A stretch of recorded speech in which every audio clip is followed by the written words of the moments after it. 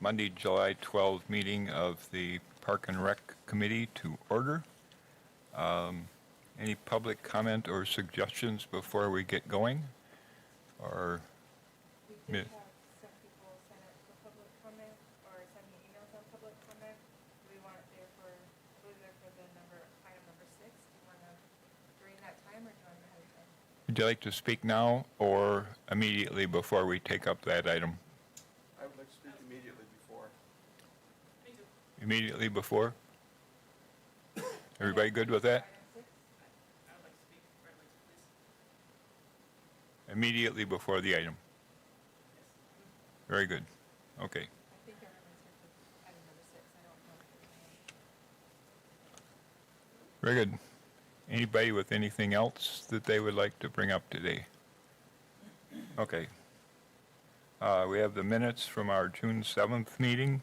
Members have had a chance to review. Is there a motion to approve? Killian moved. Neil second. All those in favor say aye.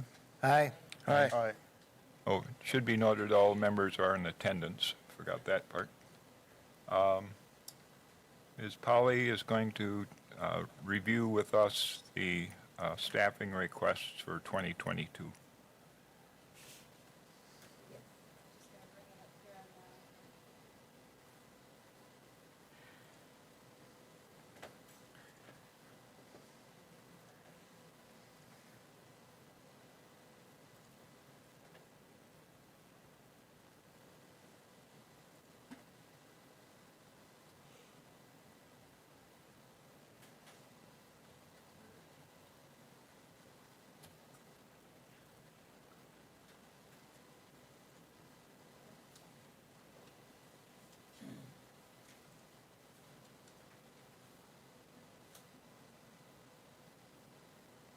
bring it up here on the.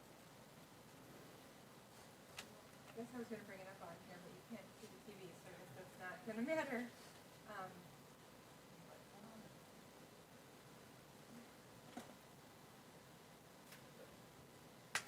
Okay, so in your packet, I did include some approval for, or recommendations for approval for staffing requests.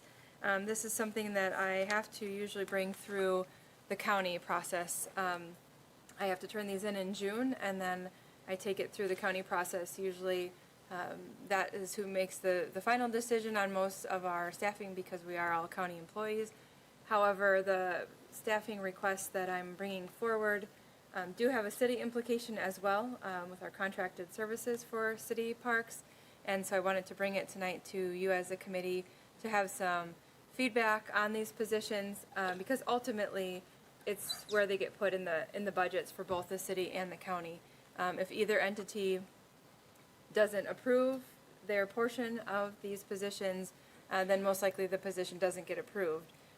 Or we'll do something different if we need, multiple areas within the county, then we can fund a county position and then it wouldn't just have any city allocated services. So there's 3 positions tonight in your packet that I'm bringing forward for discussion. One of them, well, actually before we get to that, I wish I did have can we usually put, before we had WebEx, can't we put the agenda up on the screen that we bring up? There was a way, but I don't know what it was. Okay, give me 1 second, because I think that will be better for you to see. We had some presentation in our packet of how that would, or why we got to this point and kind of where we're at. So let me put on the projector.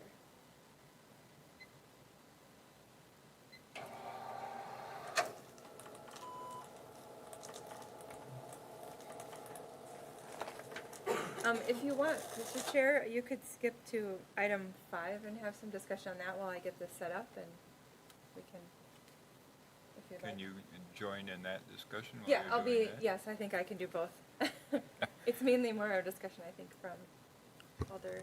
Okay. Alder Larson asked about Alder use of park shelters and how often an Alder person could reserve a park shelter at no cost for constituent meetings of special interest. So maybe Lou, if you'd like to tell us a little bit about the basis for your question. Yes, thank you, Mr. Chair.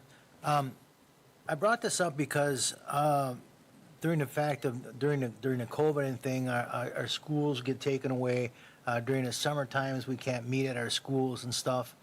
And when we wanted to have a regular meeting, a neighborhood meeting scheduled, I first called to reserve the park shelter, and then first they were going to charge me for it. And then I said, no, this is for a neighborhood group meeting, and I gave them the neighborhood of the group. Well, then I can't remember the fellow I talked to. He said, well, the alders can only have one meeting per year in a city park. And I thought that was kind of, I can see, I thought that was kind of, I don't know what the right word to use for it, but I thought that was kind of inappropriate, seeing that the neighborhood meeting we did have, we just basically sat underneath the shelter.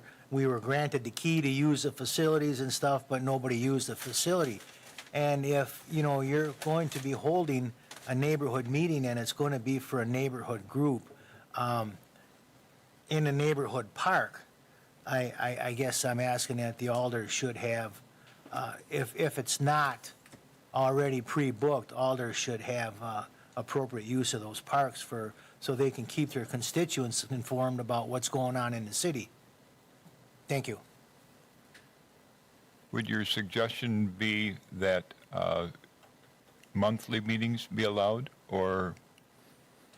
Yes, Okay. that would be my suggestion. Alder Killian, would you like to chime in, or? Anybody else who has an opinion on this? Thank you.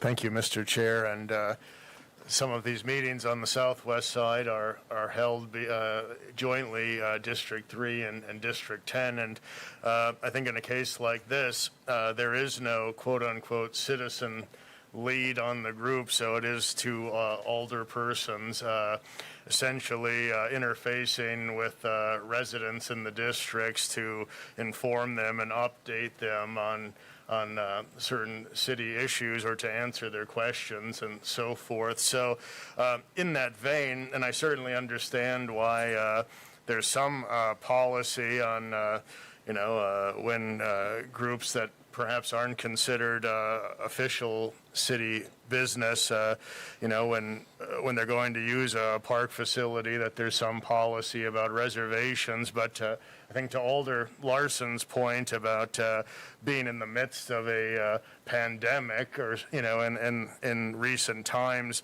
it does pose some challenges with the lack of availability of indoor venues that might have been available at one point. So I support making it as easy as possible for elected representatives to interface with the citizens they represent outdoors during a pandemic.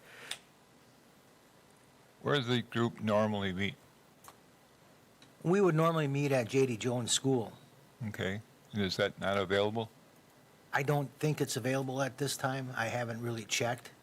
Okay. But I know it wasn't available during the pandemic, and I don't know if it will be available in the fall. I have to check. Okay. Well, that might. But Bear on it, going but- back to that, I don't believe it is available in the summertime. I don't know what, I'll have to speak with Mary on that and see if she held meetings there in the summer or not, but But they don't really have a leadership group. If this meeting is going to happen, it's because you called it. well, normally, before the pandemic, we would have monthly neighborhood meetings. But since the pandemic, we have not had monthly neighborhood meetings because we could not get into the school. And now that the summertime came up and the pandemic was lightening up a little bit, at first Alder Killian had a meeting earlier in the summer, and then when I wanted to have a meeting and talk some city business, that's when I ran into the situation I just described. So I would be, at least looking for the alders to have a monthly access to the parks during the summer months when the schools are closed. Okay, Southeast Side Group has been meeting in the park, but they don't reserve a space. They just kind of go off on the grass and they get that little knoll in the park. People go up there with a speaker and people bring their own chairs. So that works out. If the neighborhood group wanted to have a meeting on a certain date and the shelter was reserved, would the neighborhood group be okay holding it at some picnic tables Absolutely. adjacent to the shelter? Absolutely. We just use the shelter because it's easier to talk and carry, your voice carries a little easier in case you're out of the weather and stuff. Okay. So, Mr. Chair, so Yes. we're talking about two different things here. So that's where the confusion is we have different policies. So we have for the organized neighborhood groups where we have, I don't know, 10 or 11 neighborhood groups around the city. That is where we allow them to have one annual meeting at a shelter for free. We haven't allowed them to have their monthly meetings at the shelters because that ties up the shelters for rentals that happen regularly in the parks, and that's a revenue source for the parks. So that's one scenario. The different scenario that Mr. Larson is mentioning when Mr. Killian had the meeting was it was a specific topic that needed to be addressed with the community, and so it was inviting not only yourself in your neighborhood, but also other speakers to help inform the neighborhood on that topic. So if that were to ever arise and an alder wanted to have a meeting on a specific topic to get people there for information, we have never turned that away as long as the shelter is available and there's no charge to it. So the issue here is a neighborhood group, that's an organized group, that's not necessarily city affiliated, it's your neighborhood organization, and alder use for informational meeting for a specific topic. They're two different conversations. So when I'm hearing Mr. Larson here, I'm hearing that you're asking this for your neighborhood group and not for you as an alder to take up certain topics. Because if you were asking as an alder, I'm asking it as an alder because as there is no spokesperson for the neighborhood group. You know, the alder pretty much. well, there's usually a leader for the neighborhood group that would contact us if they need anything. So who would that contact normally be for your neighborhood? For my group? neighborhood, it'd be me. You mentioned a Mary. Who's Mary? Who? You mentioned a Mary. Who is Mary? I didn't mention a Mary. Oh, Mary Tao, the previous Oh, alder okay. person. I Sorry. didn't know if she met in the summer or not. You know, Yeah. what accommodations she did for the neighborhood group. But that's what we're talking about. So that's our two policies. One is the neighborhood group. They get one annual meeting a year. Whenever they hold it during the year, it doesn't matter. They get the one free one. And then we have the informational meetings, and that is available to alders at any time as long as the shelter is available. So that's what the discussion is. Mr. Killian? Thank you, Mr. Chair. So, just so make sure I understand, as the chair had stated, if a neighborhood group meets in the park, but it's not in the shelter per se, but just loosely organized, there are people in a park, they're not using the restrooms, that's all right, and that there's no charge to congregate there as a neighborhood group if the shelter's not being reserved and used. But in other cases, if there's a topic-specific meeting, say an older person wanted to have a meeting on X, Y, or Z, then the shelter could be used likely at no charge if it's a specific information meeting. Is that correct? Correct. And if it's a specific information meeting, does it have to pertain to one topic? Usually it pertains to one topic, but if there's two topics to talk about, I mean, that's typically what it is it's a informational meeting to talk about a specific thing. It's not a monthly meeting like this where you would just do the business for the month. That's the difference between what you would typically hold as a alderman to inform your residents and the difference between a neighborhood group monthly meeting. You know, we have other organizations, I've gone to a number of them to talk about a parks department, and they all meet at different places. So if you think of every one of them wanting to meet in a shelter, that's fine. If that's the direction the council and the committee want to go, we can set that aside. But the shelters are used fairly frequently, and that will take them out of play once a month. Mr. Chair? Yes, sir. Yeah. Am I working here? Okay. I think you are. Well, I We could could see fix that it if there was a otherwise, particular, but right now you're working. yeah. I could see if there was a particular group that was suffering a temporary difficulty in organizing and finding a place to meet, that, that we could be, flexible and work with them to a certain degree. I don't think we should address it as policy in terms of, earmarking the first month of first Monday of every month or whatever their regular meeting date is. Because other groups have their regular meeting places, like in the 4th District, the athletic park group meets at the People's Bank. The East Town group meets at Neighbor's Place. The leaders of those groups, engaged, somebody to help them out and give them a place to meet. And this is year round. So in the middle of winter, they've got a warm, dry place to meet and all that. So they also have not been meeting now because of the pandemic, and I kind of expect they're going to start, ramping that back up again. But yeah, I think it's really beholden on neighborhood groups to kind of organize themselves and take care of themselves, apart from the city. It's great that the elder is involved. I go to them regularly, but I don't organize them, or, I just show up to be there and answer questions if needed, or just to hear what's being said. So I think, if this is a temporary situation where they're in need of a home, that the city can work with them, on a case-by-case basis, a month-by-month basis.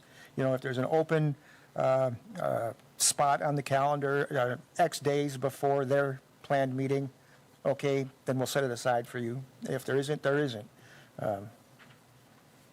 I think if you did it once, that's fine. I think when it becomes, I guess for us, it's easier if we have a policy in place where we draw the line, because we have other groups that would like free space and free meeting space, and we don't do that because there's a gray area all the time.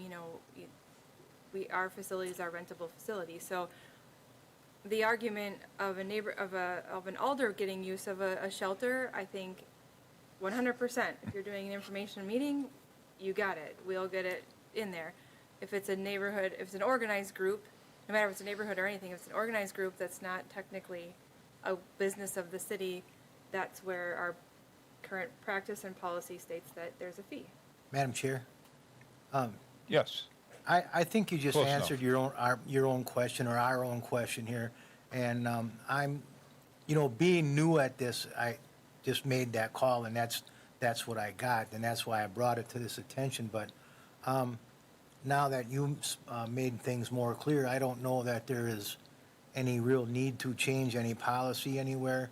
I understand that now if I or any of Alder Killian need to address a certain topic, we can just call you. And so I don't really think there's any need for any policy change there. And with that, I'm just willing to let the topic rest. Okay. Very good. Do they, what night of the week do they normally meet? Wednesdays, right? Yes, Wednesdays. Okay. So in a bind, if they wanted someplace, they could meet at 3M Park maybe, or not? Well, I'm sure, yeah. I'm sure, yeah. Okay. And we'll see about Wednesdays during summertime, during concerts on the square season, too. Yeah, dance around that. Okay. Wednesdays are a safe night because there isn't any other city meetings on a Wednesday night. Okay. I'm glad that was clarified to your satisfaction. Any other thoughts on it? Okay, we can move on. Are you ready for the staffing request thing? The technology is up to speed? Very good. You have to follow along here. So we're back to item 4, staffing request for 2022, possibly 3 new positions in the park department. Yes. So before I get to the position specific, we presented this to the Park Commission last week as well, and Greg, our Assistant Director of Operations, is here with me because he's got a little bit more knowledge of this and the history of some of these positions that he can help speak to. But where we wanted to talk about was how much our department has changed over the years, just like all the other city departments. I mean, over time, things get added, things get changed. Do you have the other mic on? Because I'm have having this a one little on. trouble hearing you. Sorry. I don't know where this. We'll just turn them all on. No, I think I got two now. I think we're okay. Okay, so we wanted to talk a little bit about, we presented this to our park commission because they ultimately have to move this on to our finance committee and environmental resource committee and ultimately the county board. But to kind of talk about where we've been, we realized a lot of things last year when we didn't have a lot of our services that were needed, but then we had a lot of other demands because we didn't have events going on and stuff like that. So we wanted, and this also came out, the county always does a culture survey every 2 years. So this year was our culture survey, and every department takes it, and you get your department results on how you're doing, and you get comments from your staff on what they think you could change, what you think you could do better. And we noticed it became very clear from our staff as we got a lot of comments of, last year we put a lot on them. We had them spread very, very thin, but we have them normally spread thin. But last year, without COVID, we used that excuse to do, or with COVID, we used that excuse to do a lot of other things, and we didn't have the seasonal staff we typically have, and we asked a lot of our staff. So going into this year, we're getting a little bit back to normal. We have most of our seasonal staff on. I think we're fully staffed for the first time since I've started 3 years ago as far as full-time staff, so it's a little bit better. But our staff gave a lot of feedback of, we need more staff, or we need to start saying no to doing some things because we just can't continue to do the operations that we've been doing. But then they also made a couple of comments on the screen you'll see about that there's too much management. So then we thought, well, this is a great education time for our staff to answer a whole bunch of questions about our department, how we go through the process of asking for staff, how we go through the process of asking for equipment, because that was another topic, where we have been and where we currently are. So this is an illustration, for instance, of about within the last 15 years or so, correct? Probably about 2 decades. Yep, so 20 years or so, the management of the department changed. So our formal operations management included these 9 positions. We had the operations superintendent, and all these different supervisors, park managers in every park, our city forester and a storeroom manager. So over time, there's been multiple reorganizations, and I redid another one, last year or 2 years ago, when we had quite a few retirements in the department and got it to the point where I feel really comfortable now. I think it's working really well. But at this current moment, we are at 6 management positions within operations. So this isn't including myself and our county forest administrator. This is in operations. So we have Greg, the assistant director of operations. We have 3 recreation managers and our city forester, and then we have a purchasing specialist. So we've reduced our management by 3 positions in that time. Then if you go to field staff, we had 35 operations field staff, and we are down to 28. So we have lost 7 positions in our field staff, and that is over time from attrition and then with budgets, just not being able to fill the positions, some reorganizations, some different way of doing things. And then we also had very little seasonal staff with only 15 to 20. Now we have close to 100. So do you want to add anything to that, Greg? Because you know firsthand. Sure. I mean, this is something I could speak for hours because I lived this for the last 20 plus years of my life. But this was all put together, again, just for the benefit of our staff, to let them know the changes that we as a department have gone through. And as we went through the changes as a department with staffing, something else happened. We have been growing by leaps and bounds with facilities and areas and properties that we have been added to it. I guess if I were to put a topic to this presentation, or what this was put together for is that people forget. And people forget that as we're putting together, as we're taking care of all the facilities we take care of and all the properties we manage and all the programs and the services that we provide, that whenever times seemed to get tough, the first thing that got cut was people. And at the same time, things just kept growing and growing and growing. And then when 2-3 years would expire, that topic never came back up about replacing those positions. So as Jamie said, we keep reorganizing and reorganizing, and some things made sense. I mean, we became more efficient. Computers came on board, and we have software programs that help us out, but we just are understaffed. And the culture survey, like Jamie said, it gave us some eye-opening insight, if you will. And some of the things that our staff is telling us is not so much that the managers, so many managers, is like, we just aren't organized enough. Well, it's because half of our staff doesn't realize that a manager that they have also has 20 other people that they're supervising that they don't even know about. And that's where we are in today's world.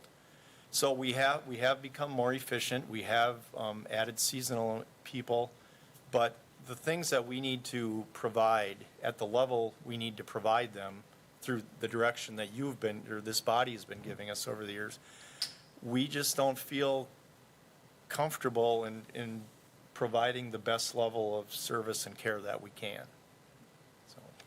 So Greg did a good segue. You want to keep going, Greg, if you don't have to go through all of these facilities, but along with this, when we did this for our staff, we talked about the staffing, and then we showed all the facilities that have been added to the department with the reduction of staffing, and now what we continue to maintain. So you want to just kind of skim through it, and I'll scroll down? Right, so keep in mind, now, this is not a list of all the parks and recreation areas that we take care of. These are the parks, these are all the things that were added as we went from where we were with our staff to where we are today. So for example, Athletic Park, years ago it was a grandstand with a couple of bathrooms, and now it's an $8 million facility with elevators, and I really can't tell you how many restrooms off the top of my head, but that's a great example of, things that just get added along with no people to go along with it. So, you can talk about, 50, 75 toilets being added to your system along with irrigation system. That's all takes a lot of time. We went where our trade technicians, for example, would jump right into the project season. Well, we have 2 people. That's all they do from when Mother Nature allows us to get onto putting meters in and putting toilets together and drinking fountains and irrigation systems. That's all we do for almost 2 to 3 weeks or more, is just put irrigation or put water systems together. And then, of course, in the fall, that all has to go in reverse. So that was time that we never budgeted for in our department. This is just stuff that's being developed, and it's not stopping. So again, Athletic Park, all the renovations, Barker Stewart Island, we know what's going on there. It went from virtually an invasive species island, and it's poised for development. Brockmeyer Park did not exist when we were at that initial staffing level. And of course now the sports fields and JoJo's Jungle, I mean, most of you have been out there. These are destination areas that people are coming to, and now we're needing to literally have staff live almost on these sites, seasonal people especially. City Hall Park, we're stepping up things here. Last year we built a dog park along with contractors. The Eau Claire River Conservancy, again, poised for development. River Life, one of the best jewels. We're very proud to be part of everything that happens down there. But again, when River Life was added, no real maintenance people came with it. And I mean, everybody knows what happens down there. The Lincoln Tot Lot did not exist. Ann's Tot Lot did not exist. We had 3 new swimming pools, and it's fantastic that we went from what we had to where we are now. However, where we are now, it's a lot of high-tech, high-maintenance things. And, 3-4 years into the system now, things are starting to go, starting to show wear and tear, and we're having to do that with our original staff. Oak Island Park, the skateboard park and the new playground, that was just recently added. Pathwoods Nature Preserve did not exist. It exists now. All of the sections of the River's Edge Trail did not exist, and more and more is being developed. And again, great thing for this community, but it takes a lot of maintenance.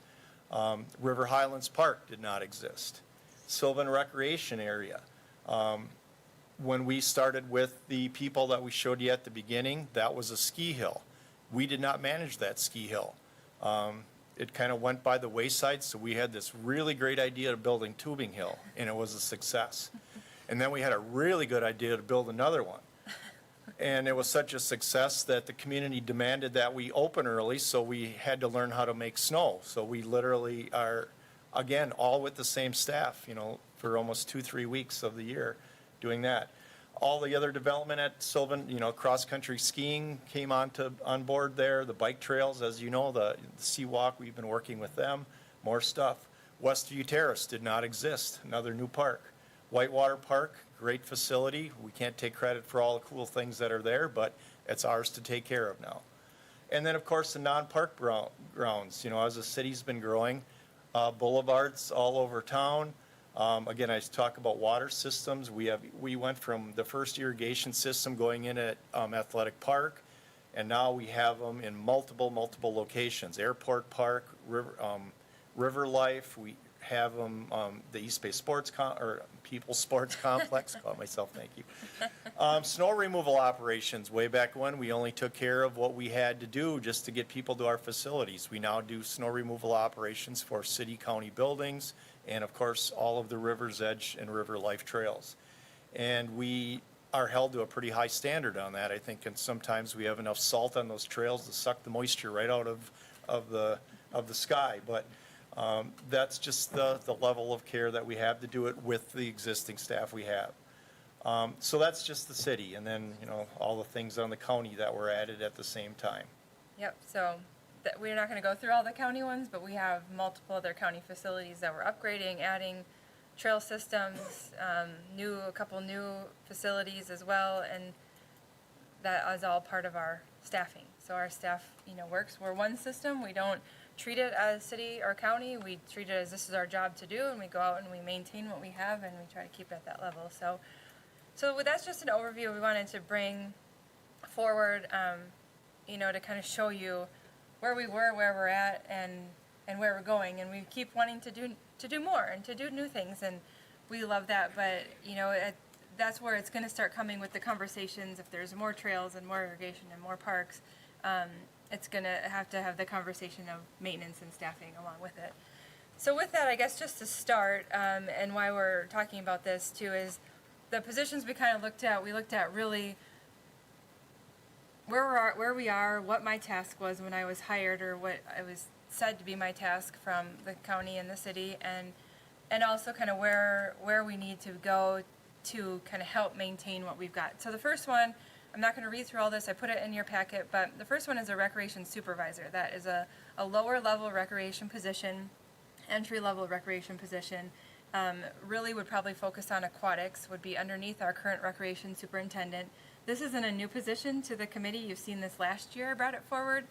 This would be 60% city, 40% county position, because of it would mainly be the main job in the summer would be the 3 pools and managing those pools. Our recreation superintendent would still be involved, but it would allow that person then to increase recreation programs, which was something that I was tasked with when I was hired, is to increase the programming that we have both at the city and the county level to increase the revenue, because those are revenue generating programs that we can bring in. So that's the first position. Again, like I said, it was brought forward last year as well. Miss Polly, can I ask you about this one? Yeah. When I was reading through that, your position request, it's like it looked like it was going to focus more on aquatics, Yeah. right? Do you think it'll be a full-time? I know you said you want to try to beef up the winter aquatic stuff. Yep. Do you think it's going to be a full-time position? They'll have enough work to do year-round? Oh yes, I think we do it. Right now alone we have the summer parks and the splash pad. During the winter we really only have water aerobics, but we are in the process of talking with UWSP or North Central Healthcare for use of their pools to be able to offer year-round swimming lessons as one of the options. And then if we can get into one of those two pools, we could also increase our water aerobics and our kayaking classes, that we might have some scuba classes. So I do think it is something that we could do year-round. But also that person would be a recreation professional as well, maybe not just aquatics, that we could beef up our winter recreation offerings as well, and they would assist our recreation superintendent. So, and that's why I see winter, if we're in North Central Healthcare or we're in UWSP, those are county facilities. That's where that 40% county comes in, because you know your bulk is your city pools, but most of the rest of the year is most likely probably in our county facilities that we would use. So, Any other questions on that position? The next position is our maintainer, or our maintenance technician, which is our entry-level park maintenance technician position. I forget how many we said we had up above, 17, 14, 13? We used to have 17, right? Now we have 13. So this is our general laborers. They take care of our special events. They take care of the ice arena. They take care of park maintenance, mowing, upkeep, snow removal, snow making, all of those type of things. So this would be a 50-50 position, like most of our maintenance tech positions within our department. It would just help alleviate the day-to-day maintenance operations that we have going on. Any questions on that, or anything more to add on that one? Nothing really to add, but like you said, that is our entry-level position. And we're able to move people around as much as we can, but I don't think we have as much more efficiencies to gain as we'd like to gain. So anything if we made our mowing crews more efficient, for example, that's not going to make them available to do other work. All that's going to be able to do is increase the time they get back to the first park they mowed a week ago. So that's really where we're at. We have no one on the bench. And so that's what we need to do. We could easily, get 3-4 more maintenance technicians to where we are, and we already have a spot for them, just to do the work that we would like to be able to do. So I guess that's all I really have to add. We need some more people. And then the last position we're bringing forward, this one actually did not go to the Park Commission because it's, I think I have it in here, 90% city and 10% county, which is what most of our urban forestry specialists are.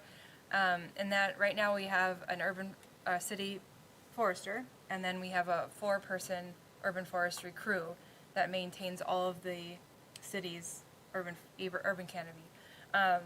The demand with the Emerald Ash Borer, now that we've seen it, and the plan that we have over the next 12 to 15 years to remove and replace and treat where we need it, has really shown that this is something that we could benefit from, having another position that could go out and be working on that. And because it's that 12 to 15 years out, it makes more sense to make this another position that we can utilize when needed. And if one person is down or on vacation, then we still maintain our 4-person crew, because right now we work in pairs, that it would be very beneficial. So this would be mainly a city position, so this is why it's coming specifically here. So, with these 3 positions, this isn't something that the Parks Committee or the Parks Commission even approves. It has to go through the process, but if you're supportive of keeping these positions going forward, then it ultimately comes back to, I think, the Finance Committee and then the council as a whole to include in our budget or not in our budget, or we bring it forward as supplemental, and you'll see it again there, but that's what we're bringing forward. Ms. Watson? Oh, I would move to move these staffing requests on in the process. I think it's clear there's expansion of services we want to have. I mean, this is a cool tourist draw, and just for, I guess, livability and enjoyability recreation for our citizens. I mean, I make that motion. I will Very good. second that. Second, Lou? Okay. Motion by Watson, second by Larson. Any discussion? Ms. Mr. Kelly. Thank you, Mr. Chair. Yes, I think there's a clear need for these positions, and we can expect that the same number of staff are going to keep taking on more and more responsibilities. The math doesn't work out, and if it stays that way, we won't need staff, we'll need magicians. So I definitely support this. Very good. Any other comments, suggestions? All those in favor of recommending to our City Finance Committee that these positions be filled, say aye. Aye. Aye. Aye. Any opposed? Hearing none, it's unanimous. Thank you very much. Okay, Thank you. so we would be at item 6, and we're going to have discussion today. We're not going to be able to vote on it, but we're going to discuss the resolution to support environmental justice. It was reviewed by Public Health and Safety. There was a discussion, just so everybody knows, as to which committee this should come through on its way to council, and the decision was made that Public Health and Safety had a kind of a broader purview, and they actually, the originating committee actually sent it to Public Health and Safety, and they had it on their agenda. So it did not come to Park and Rec for action. Did come to Public Health and Safety. The vote was split 2-2 with one member absent. And so we are going to just talk about it, and we decided that it would be prudent to have it on our agenda just so we could hear more about it and be perhaps better informed when it comes to the full council. And so if citizens would like to talk to us at this time, come forward. I think it's the 3-minute rule, name and address, and we will welcome your comments. Fight over who goes first here. Good evening. My name is Terry Killian. I'm a resident of the city of Wausau, and I live at 133 East Thomas Street. As I've mentioned previously, I'm a co-spokesperson for Citizens for a Clean Wausau. CCW wants to strongly reiterate its support for this environmental justice resolution and make very clear CCW's commitment will continue its policy of public support of the environmental justice resolution until it has been accepted and is meaningfully carried out in the city of Wausau. Thank you. Thank you for your brevity. Next.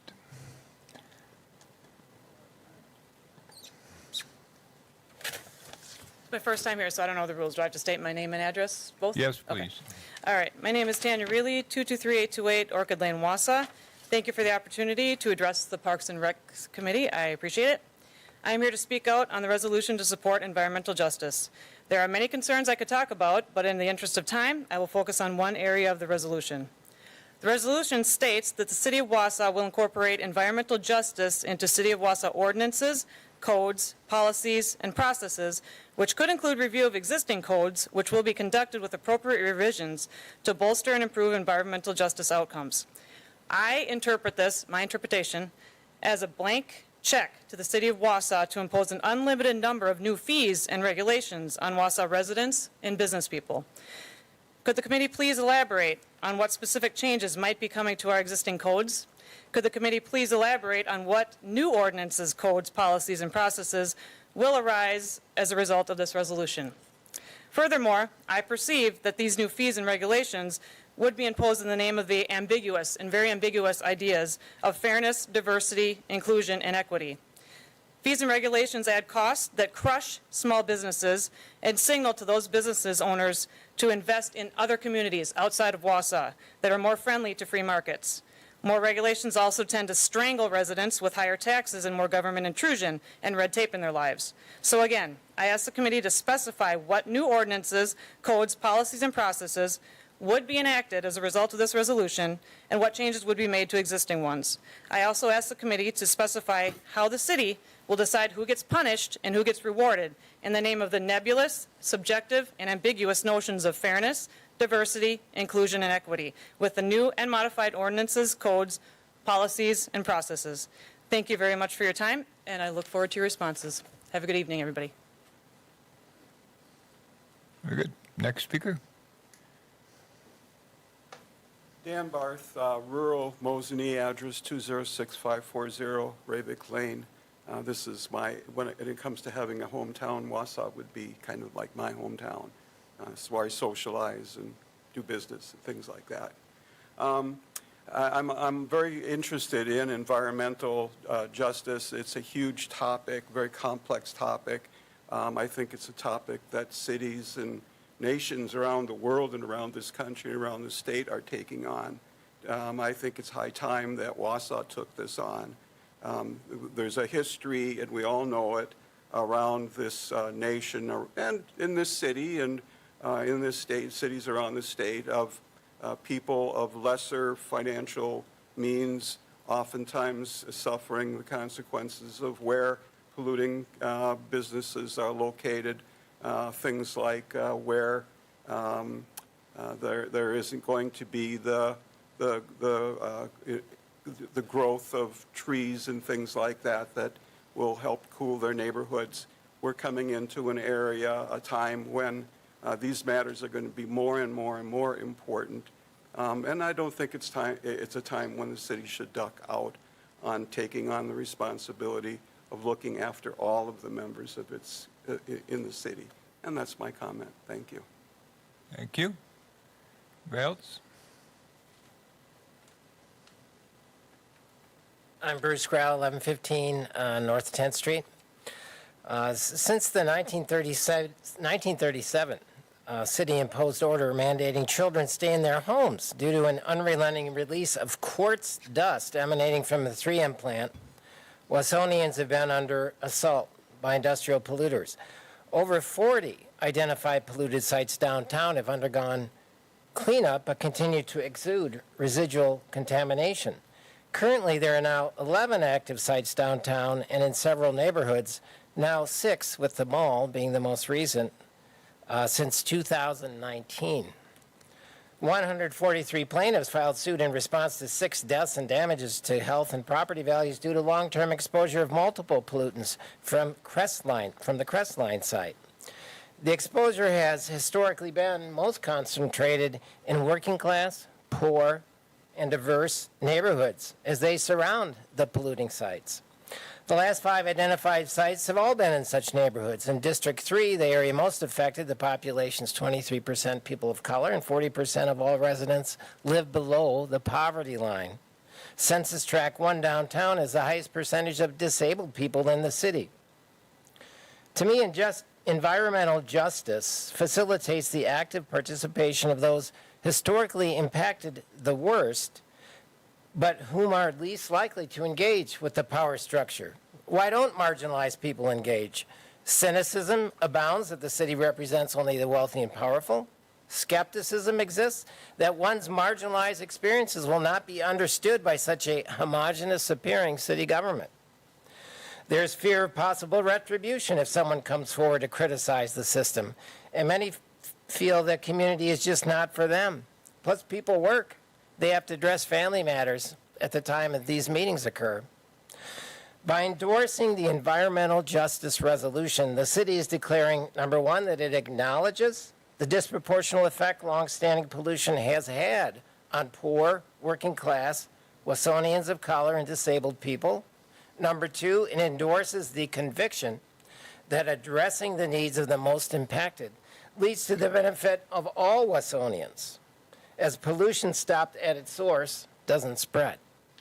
Number three, it commits to incorporate the impact of all major policy decisions on the most underrepresented residents, supporting the concept of a community for all. Number four, it commits to extending its outreach to our underrepresented residents through deliberate and persistent efforts using the most effective means available. And number five, It commits to monitor the level of engagement and perception of quality of life measures of all our city residents on a regular basis through citywide surveys. I'm a member of the, the Poor People's Campaign, and we strongly support this environmental resolution as it lifts from the bottom, such that all will rise. Thank you.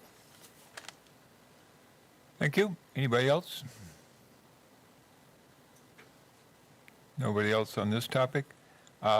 Just so the speakers know, the way the agenda works and the open meetings law and all that stuff, it's difficult, actually prohibited for us to have somebody come to the microphone and ask a question, and then we get into a big discussion with them about something that might not be on the agenda. So questions raised by the speakers won't be formally addressed, but individual alders may have statements or comments that relate to the concerns that were voiced. So that's that. I see Alder Neal is making a little motion there that you want to Oh, speak, if the sir? time is right, sure, but, I can I wait. would like to hear from the committee on the general thoughts on this. There was modification made to it, I believe, different from this, the one that Public Health and Safety is sending on the split vote to the council, and Alder Killian probably has a better grasp on that than I do, but Alder Neal, why don't you start, and Alder Killian can... Sure. Well, just a brief sort of observation. The whole topic of environmental justice is really one of more of philosophy and vision than it is of a system of policies and rules and regulations and standards per se. It's a thought process that you apply towards topics, whether it's economic development or it's a park or it's cleaning up a mess. And it's about people's input, in that process. So basically, that kind of philosophy to me is something that that we should support, and it's why you've seen it supported in so many other, locales and organizations. So it's nothing to be afraid of, and it is something to sort of use as our guidebook, as we go through regular business, to make sure that we're not missing something, and that we're using, a broad view that we should be using when we're making policy and decisions. Very good. Let's go to Alder Killian. I know you have some introductory remarks. Maybe you can give us an overview of what we've got before us. Thank you, Mr. And then, Chair. I'm quite sure others have comments, but go ahead, sir. Thank you. And could we, Ms. Polly, please go to slide 2? And I know that, this has crossed the path of multiple committees, including earlier the Economic Development Committee at some point. So I won't go into the nuances over and over again, but I think hitting some of the key components may be helpful. So environmental justice really, in terms of how the EPA views it, is the fair treatment and meaningful involvement of all people, regardless of race, color, national origin, or income, with respect to the development, implementation, and enforcement of environmental laws, regulations, and policy. And this goal will be achieved when everyone enjoys the same degree of protection from environmental and health hazards and equal access to the decision-making process to have a healthy environment in which to live, learn, and work. And really those 2 points of how and when this will occur are important, because the second point is really about the public participation process, and that's a key, indispensable component with environmental justice. And the EPA points out that when we talk about public participation, we're talking about, if we could go to the next slide, please, Ms. Polly, what meaningful involvement is. And so it's not just, having a hearing at the Plan Commission or what have you. It's making sure to the fullest extent we have public participation processes that really allow the people whose lives are going to be impacted by government decisions most at that particular time to be as involved as possible. And we could go to the next one, please. So before I go into some of the agencies, and Alder Neal had kind of hit on this, I think, in terms of being quite common. So environmental justice really started under the George H.W. Bush administration. Under his administration, the Office of Environmental Equity had been started, which later became the Office of Environmental Justice. And over multiple administrations, what we saw was a bipartisan effort over those years that waxed and waned. You can see that in the history over different administrations. But nevertheless, this has no place on the left, right, center spectrum other than it's enjoyed bipartisan support. And the Wisconsin DOT, Federal Highway Administration, Wausau Metropolitan Planning Organization, National Park Service, and U.S. Department of the Interior, Wausau Metro Ride, Wisconsin Department of Natural Resources, and U.S. Department of Justice are just a very small, and I mean very small, fraction of the examples of agencies and entities that recognize environmental justice.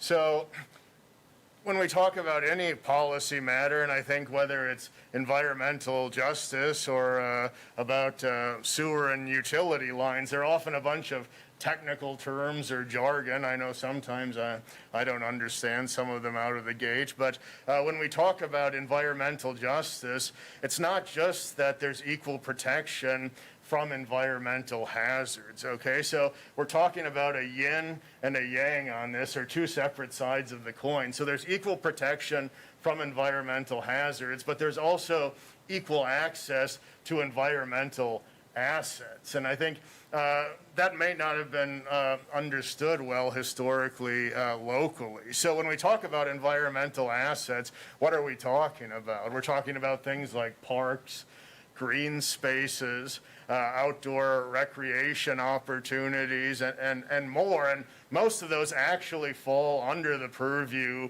of parks and recreation in various forms when we talk about assets, okay? So on that side of the coin, we're in quite a good situation there. Unfortunately, we really haven't had a standing committee that deals with the other side. It's, at points in local histories, some things have been dealt with by the Parks Committee, including Riverside Park contamination, even Thomas Street, which was outside of that park, sometimes intersected. And, so we do have an advisory committee under municipal code, which is the Sustainability and Environmental Committee, Energy Committee, SEEC. However, that is not a standing committee. So even though it's really the advisory committee on environmental issues per municipal code, it cannot act and send things directly to council without going through a standing committee, in my understanding. So with the National Recreation and Park Association, the reason I pulled these examples was because in my understanding, it's a nonprofit association comprised of tens of thousands of parks employees and advocates across the country. I think maybe 60,000 strong membership, but I cannot emphasize just how important social equity and environmental justice apparently is to this association. So they talk about the EJ screen from the EPA, and I'll just give you one quote from their blog. Very importantly, EJ Screen's inclusion of green space reflects EPA's recognition that parks and recreation are legitimate environmental justice and civil rights values. So this becomes, I think, within the realm of the subject matter, very evident that this is relevant to Parks and Rec, that the asset side of the equation is highly relevant. And if we could just maybe go over the last few here. So important that the National Recreation and Park Association has an equity action plan. You can go and take a look at that. That's online. If we could move ahead, please. Thank you, Ms. Pauley. So one thing we talked about at the Public Health and Safety Committee was the Wausau MPO, the Metropolitan Planning Organization, and how it has incorporated environmental justice into its plans and activities. And, you know, Mr. Lindman had brought up some things at that meeting about maybe existing data that's being used on the income side at least, and that may be a superior approach than what was written into the resolution currently using the EJ screen, because if we already have income data mapped, and it's less awkward or unfamiliar than working with the EPA's tool, then really we just have to add one more layer of data in terms of minority or people of color statistics, and you have the two federal components of environmental justice. So I just wanted to show the committee that the MPO has already mapped out identified environmental justice areas in the Wausau area, and it's done so by census block group, which is a little more narrowed down than census tract itself. And then lastly, and thank you for your help, Ms. Pauley, lastly, I just wanted to hit on some disproportionate environmental burdens historically and currently. And as a citizen brought up, you know, this has been a pattern in the past, nationally, locally. Now, it's important to recognize that this was often, you know, the location.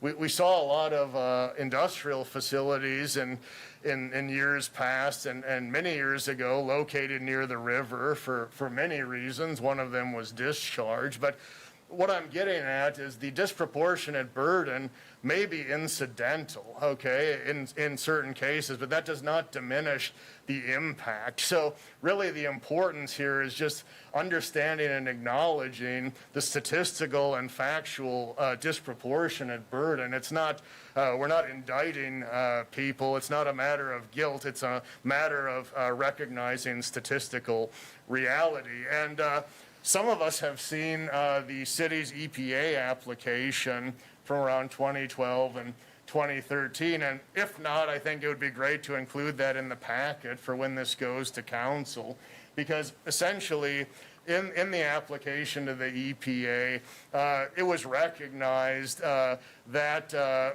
there were segments because of proximity to brownfields and other environmental burdens that this disproportionate burden did exist, and that was recognized, and if not explicitly, I think explicitly, but the data says it all in there. So that is also in the resolution where it talks about, whereas the city of Wausau's application, et cetera, it goes into that point. So because this has gone through multiple committees in one way, shape, or form, I won't go on much further. I did want to give that background, and I will say on the fiscal side, and perhaps we can get into this more at council, but this will not involve the slew of fees or penalties to citizens that were mentioned. That is, I can tell you that even though on these issues I have been a strong supporter, I also have the most fiscally conservative voting record on the city council when it comes to taxing, bonding, debt, or developer subsidies. I think that's probably the most fiscally conservative record by at least 20 million by my estimate. So this will not have a catastrophic economic impact. What it will do is help to protect regular folks and give them more of an impact on government processes. Thank you. Thank you. And we do have Director of Public Works Lindman here. I don't know if you have anything to add, Eric, and if you could reinforce my memory that I believe that at Public Health and Safety, you floated the idea of possibly bringing for the council or the committee's review the current public involvement and public notification processes so that we could work on those and maybe suggest, okay, we'd like to expand the notification area or make some changes there. Anyway, any thoughts? Yeah, I think throughout the code, we have requirements, that the code tells us what we have to do. We also have requirements, depending on the funding that we take in, whether it's state, federal, and otherwise, on the requirements that we have to do. So they vary, but, if the council wants to start somewhere, whether it's looking at how our public hearings are set up or how our however information is provided to the citizens, then maybe we could take it a step at a time. I guess my concept was I just need more direction from the council on where they want to begin and what they want to see from staff. I mean, right now, I don't, the resolution, how it's written, I would just need direction from the council on how they want to proceed, that's all. So. Okay. Yep. Thank you. And I think I did see a smoke signal from my left. Mr. Larson Thank you, Mr. Chair. has some comments. I'd like to thank Alder Killian for all his work and he's done on this. Do you have anything for Eric, or can the poor man sit down? No, go ahead, sit down. Thank you, Eric. Yeah, I'm sorry. I wanted to include that Mr. Lindman did provide the census tract that was updated in your packet today to kind of go along with some of the data that's available. Very good. I've read a lot, I've heard a lot, and I don't understand why the opposition is for this, because it's good for the city. Who am I to vote against the people? And I have a record of always voting for the people. And I also have a record of, as Mr. Killian said, or Alder Killian, of being the most conservative. What I've heard from the opposing side is that this is just an ordinance and it can't be enforced, and we have policies in place. We don't need an ordinance. Well, yes, we do, because this moves us forward. The policies that this city has had in the past is not working. We still have a dirty city in many, many places. And we're about to talk about Riverside Park, for one of them, which seems to have been going on forever. And as Alder Neal said, I look forward to a pathway to the future with this ordinance, and I'm going to fully support it. Thank you. Very good. Alder Watson also.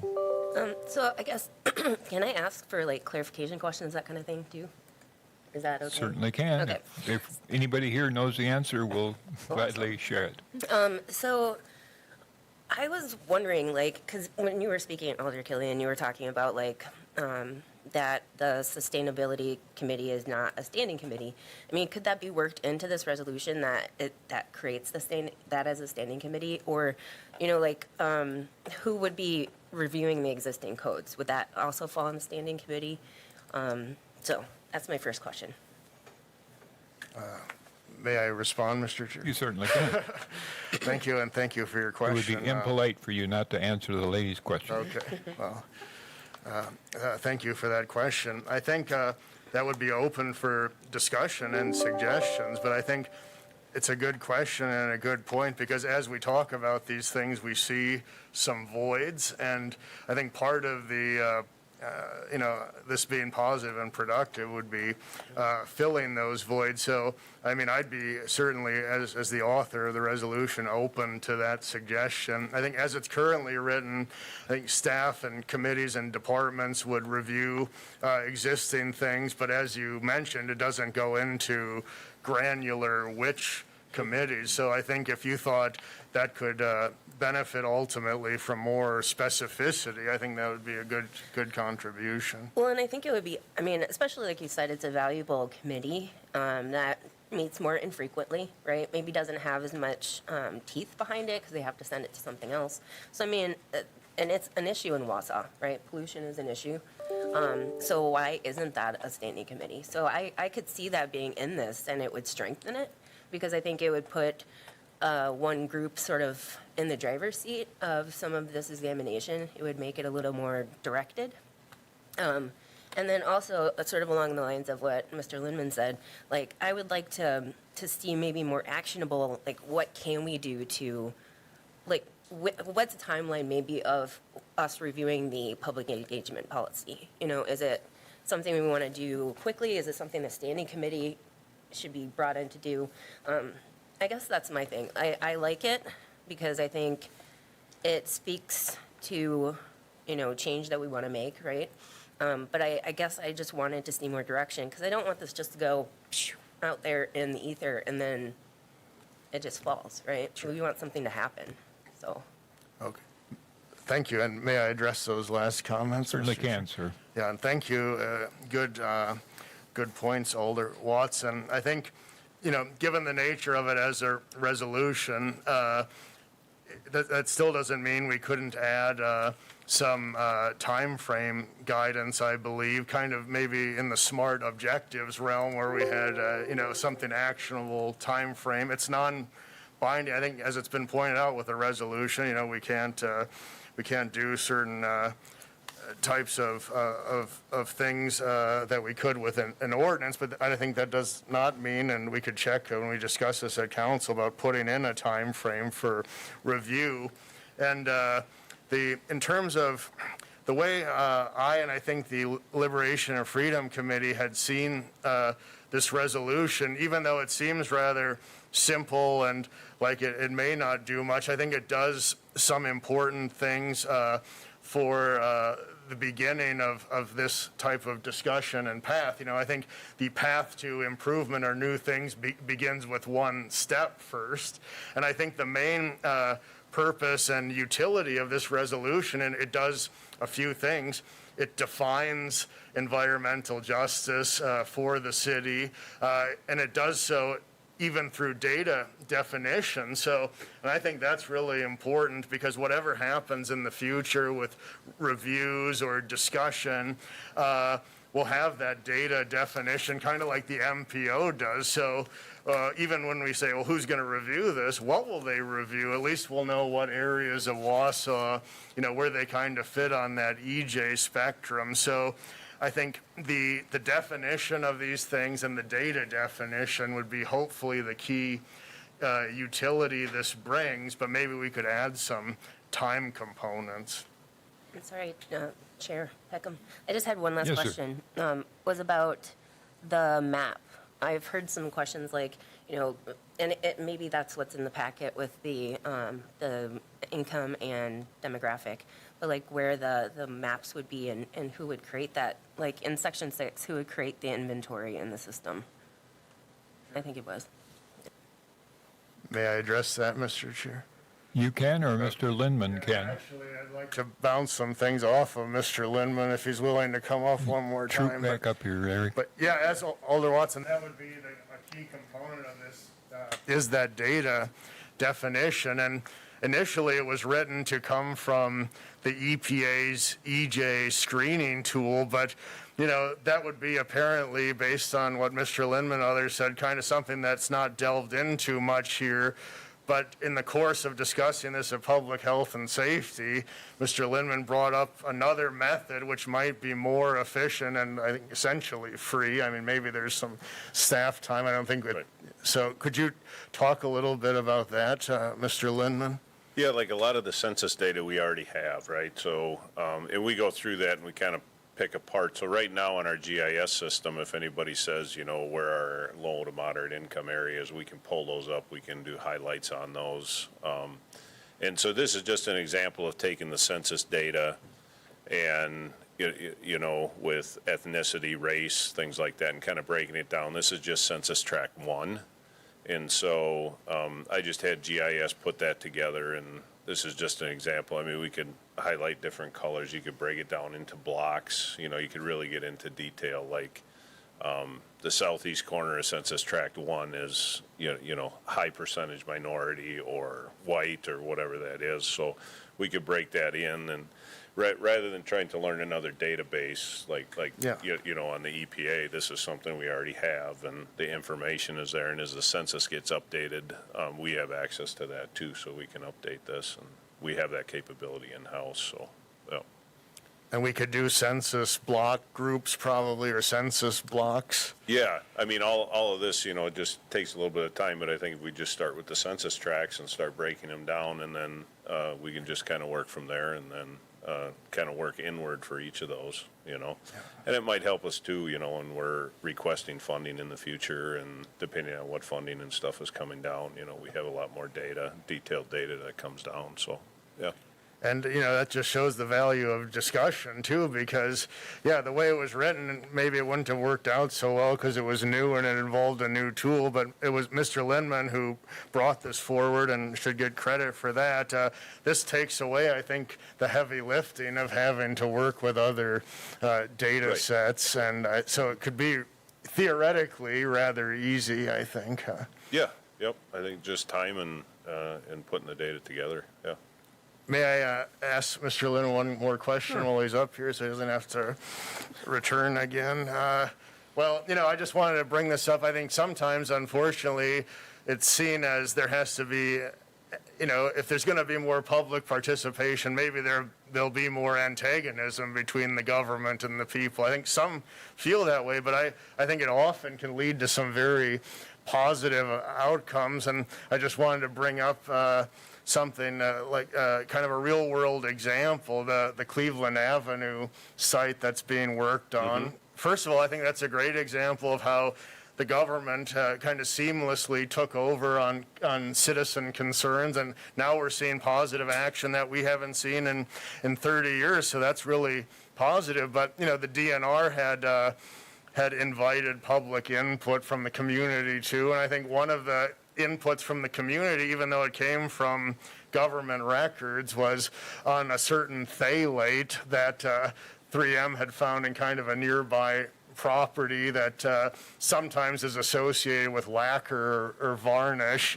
You know, there are different phthalates. But the reason I bring that up is, you know, I think it may be incorporated in future testing, and I think it just shows that the dynamic between citizens and the government, I think, depending on what the testing shows, that information could have a real value for the city because it may indicate where some of these contaminants came from. So, thank you to you and your department for the work you're doing on that site, and I just think that ultimately, the more interfacing between the citizenry and their government, it can often lead to some very positive outcomes. So thank you. Yep, I agree, Tom. Yep. Any other questions for Mr. Lindman?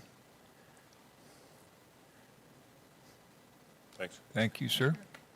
Any other comments on the resolution or any thoughts anybody has about messages that should accompany this to the full council? One thought I had as we spoke was that I don't think we need to get real hung up here or at the council on the exact review process. I think the council will give us some guidance on the extent to which they want existing ordinances reviewed and, you know, picked through. I had originally thought that this was more of a forward-looking thing rather than digging into, you know, all of the current ordinances. But if there is to be a review of the current ordinances for environmental justice matters, I would toss it to the mayor's office to determine how that review would take place. You can thank me later.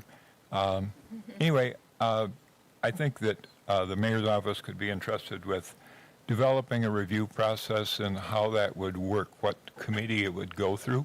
whether it would come back, if it's just a SISM thing, or is it a public health and safety thing, or is this a economic development thing, or is a little of each? And have it work that way, and maybe, I don't know if this was tossed to the mayor's office, if the mayor's office would have to come back with a plan for the council to review and say, yeah, that's a good way to handle this, or not. But at the council level, they may say, well, we don't want a lot of man hours chewed up in retroactive, looking back at what we have. But anyway, I think there are solutions out there that don't need to cause a lot of gnashing of teeth. Any other comments, or we can go on to our next topic? Very good. Appreciate everybody's participation and sharing of knowledge and thoughts. Move on to item 7. I think the meeting we had at Sylvan Park was beneficial. I think, well, I saw more of that park than I had ever seen. And so I suggested to Jamie that maybe we could tour another park, or she has the tour prospect here on the agenda. And so we could see several parks where work has been done. I don't know, Pleasant View's got new stuff. Stewart Park's got new stuff. Are any thoughts on that, whether we'd like to take advantage of the nice weather we have now to take a look at some of these facilities? Has everybody been out to JoJo's Jungle? It's a stunner. We could start there. We've got, lots of stops we could make. If they turn on the water, we can play in the water. Yeah, it's on. That might be, if there's a shelter there for us, we could meet out there either August or September. And I think that would, I don't know if there are other nearby facilities that we would hit, but that's a pretty big topic. That is a pretty big one, yeah.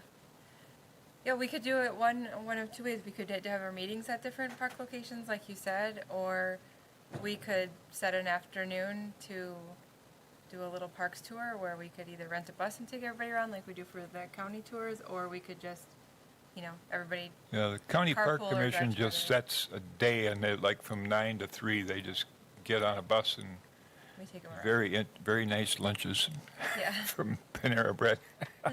Anyway, thoughts on that? Like a special tour, chew up a bigger chunk of the day, or would you like to meet at a park and conduct some business, maybe do it like we did at Sylvan Hill, do what we need to do and then walk the park. If we were out there, we could look at that potential dog park too, also. Yep. So, thoughts on that? Other ideas? Brockmeyer? Brockmeyer? Okay, want to do it in August and risk some darn hot weather, or you want to go to September? The September meeting we will have to talk about at our August meeting, because our meeting falls on Labor Day, so we'll have to pick the next meeting, but it was pretty hot that day. It's true, sir. Okay, so tentatively, unless something comes up, we'll plan on meeting at Brockmeyer Park for our August meeting. We'll have to alert the good people at Public Access who made themselves portable for that one. It's got a thumbs up back there. Very good. Have camera will travel. Okay. Sounds good. And educational items, including Riverside Park testing update. Eric, I wonder if, because those documents were sent out late, if you could just do a quick review on those, and we could turn you loose. Your supper's getting cold, I think.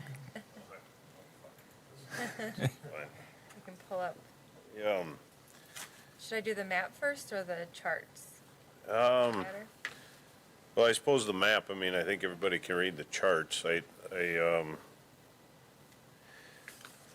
it's kind of hard. So, there was some discussions with the DNR on where we were going to take additional tests, and then also retaking tests at some of the locations where there was a depth where we were finding contaminants, and we didn't really delineate what that depth was. And so, and those are mainly kind of around that culvert area and we were trying to horizontally make sure that, we have that area isolated.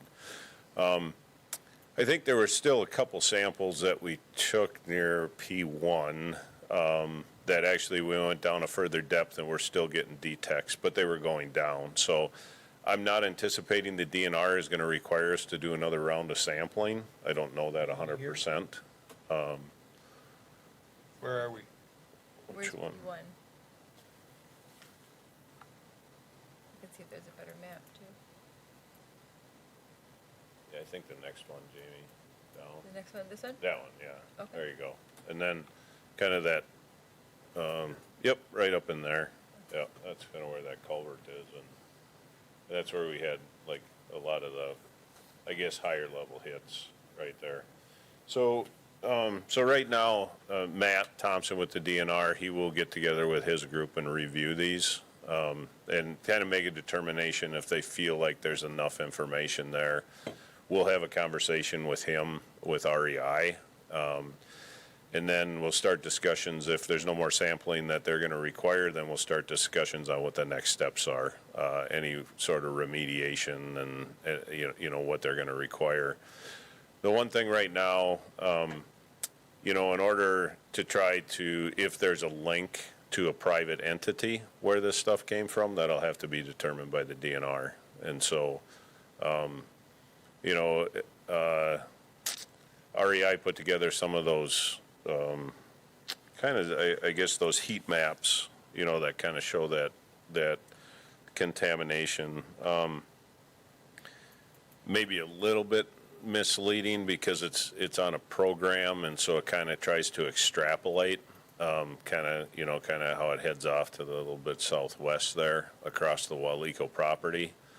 But everything seems to kind of point to that direction. They also put some heat maps together. The heat maps that you see where there's orange and red, those are based on TEQ results. And the most frequent constituent, which was HPCDD, those other ones, yeah, like those that are just more green, that was the major constituent that was found. And so they put a heat sheet together based on those. And so those particular levels that they had. So they just wanted to make that comparison. The TEQs are pretty low as far as the residential contaminant levels, and so, or the non-industrial. And so they just wanted to make that comparison, especially since that one constituent seemed to be fairly frequent that they were finding. Yeah. Do you have any sense if there's not a lot of rigmarole in determining responsibility for this thing, is there a chance that this could be remediated in 2021? I would say probably not in 21. It would be probably in 22. Just because we have, up to 60 days with the DNR, and then there has to be a plan put together for the remediation, and then, we'll have to bid the work, and, and by that time, we're probably going to be into winter. So, so maybe we could get everything prepared for 22, as long as the DNR is on board with, not doing additional further testing, and they feel comfortable with where we're at. Very good. Any other questions from the committee for Mr. Lindman? Yes, sir. Thank you, Mr. Lindman. I just had a few questions based on what you said.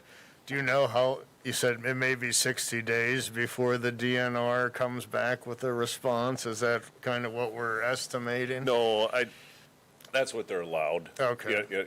But Matt's been quite responsive. We usually hear back from him within a couple of weeks. It's really when he gets his team together to look at it, Sure. So, no, I don't anticipate 60 days. I do anticipate him getting back to us with some comments and then us setting up some sort of meeting, to try to figure out what the next steps are. Hopefully, he will provide us what he feels and his team feels are the next steps towards remediation, and so we can kind of get that moving. I do anticipate another update for next month in August, especially when we have a little bit more time to look at these, and I'll have a little bit more time to talk with REI too, so sorry for the late addition, so, yeah. No, thank Appreciate you. A the lot of good accommodation. data, certainly more Yeah. than we had years ago. So I think the Yes, more data, the absolutely. better. Yeah. Thank you. Anything else for Mr. L? Thank you, sir. Thank you. And we can toss it back to Ms. Polly for overview of educational items, including goats. Now, the mayor has left. What's the deal with that? Okay. Yes.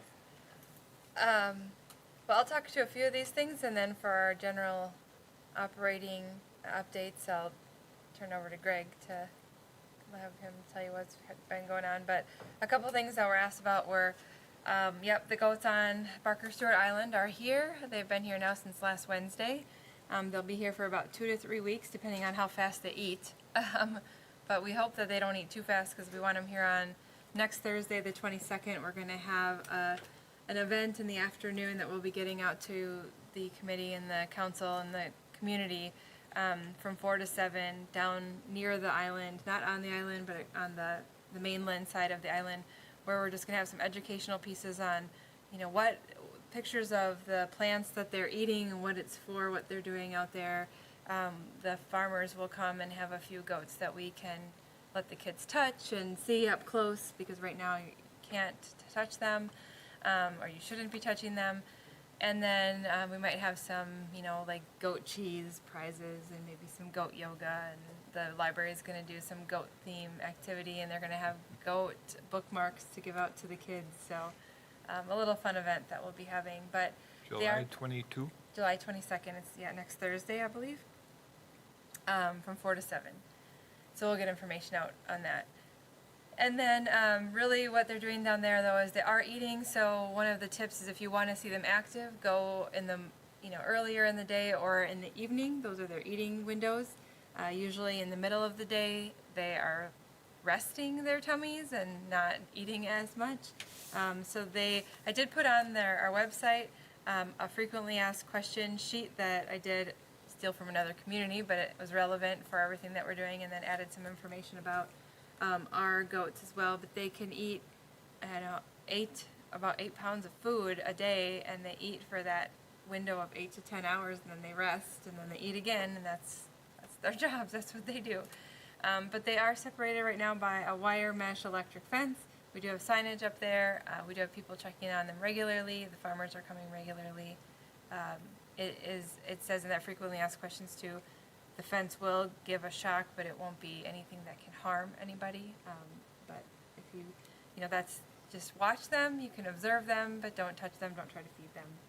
They're doing a job for us. So lots of interest in the goats. Any question on the goats?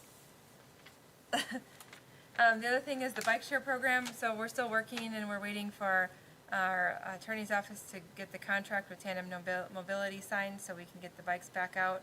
We're going to have to find a new place for them here in 2 weeks, because right now we store them in the exhibition building in Marathon Park, and with the fair coming shortly, we need to find a new temporary storage facility for them. But as soon as we can get that contract signed, it's about 3 to 4 weeks to get them rebranded and out back in the stanchions. And then the other one was swimming pools. We wanted to give an update since last month. Last month I had given you kind of a tentative schedule that we had 2 of the pools closed twice a week, and then 1 of the pools closed just once. We were in the process of doing our free lifeguarding class that we had. Originally we had 24 lifeguards signed up.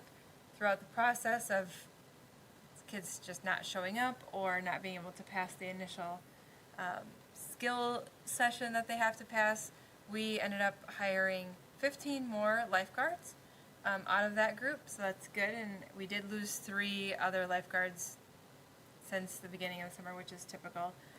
But we were able, with those additional 12 staff then in total, additional, open every pool. So it's only closed once a week. So Memorial's closed on Mondays, Schulenburg's closed on Wednesdays or Tuesdays, and Kaiser's closed on Wednesdays. But we are able to be open all the rest of the week, and on the days that Memorial's closed, the other two pools are open, and vice versa for all of that. So, but also it's been, in looking at it, it's actually been very helpful to us as far as programming goes, because the number of swimming lesson participants we have this year is more than we've ever had. We've added different sessions, different times, different format to it, and we've utilized those closed pools on those days where we can really just dedicate it to swimming lessons then. So those pools are not sitting idle. It's just that we don't need 11 staff at 3 pools on those days that we have one pool closed. We can run swimming lessons with very minimal lifeguarding staff, and then we use our swim instructors. So that's been beneficial. I guess, Greg, do you want to talk about our general operating updates? Sure. So on Monday, July 5th, Rib Mountain did not protect the city of Wausau from a windstorm. So it gave us, typically, from what I'm hearing from our staff, is the north and the east side of Wausau got hit pretty good. So we'll be cleaning that up for the next several weeks. So that's work in progress. Jump down to playgrounds. So it's playgrounds. Forest Park, I heard from the staff that it should be open officially tomorrow. So the pour in place has cured. Pleasant View and Schofield Park are usable at this point. We just have a few touch-up items to do, like with path work and eventually the asphalt work, and we'll work with Public Works on that. And then next, as early as next week, we're going to start another playground at 3M Park, and we're kind of excited about that one. It's got a pretty cool design, and we think that's going to be another destination playground. Riverside Park is complete as of today. All the final touch-up work is done. The ADA study, barrier corrections, that's still ongoing, and that will probably take us through the rest of this season and into next, because there's so much of it. And then, of course, our routine operations, mowing, the urban forestry program, buildings and structure maintenance, day-to-day stuff, equipment maintenance, restroom maintenance, and swimming pools, like Jamie said. Any questions on that? And we did get a community development block grant for the Riverside Park Playground, so we'll be working on designing that coming in the next couple of weeks to get that rolling, because that has a timing on when that community development block grant needs to be spent. So that was $120,000 we got for that park. Good connection you made there. Yep. I can go into the Trees and Reservoir Park update. Sure. I'm giving you this as just a FYI that this is happening. So when these trees come down, it's not a, oh my gosh, what happened type of a story. But the Water Works Department did contact us because the trees all around the reservoir are now growing. They're almost, when I talked with I met up there with our city forester, I mean, they're still in fairly good condition, but they're reaching that end of life where now they're starting some failure and they're starting to look older. But they are hindering the reservoir up there. So the superintendent of the Waterworks Department did contact us with reasons why they're requesting that these trees be removed. They're looking at doing an update on that reservoir with painting and trying to extend the life of it and clean it up so we don't have the moss and the decay growing on it.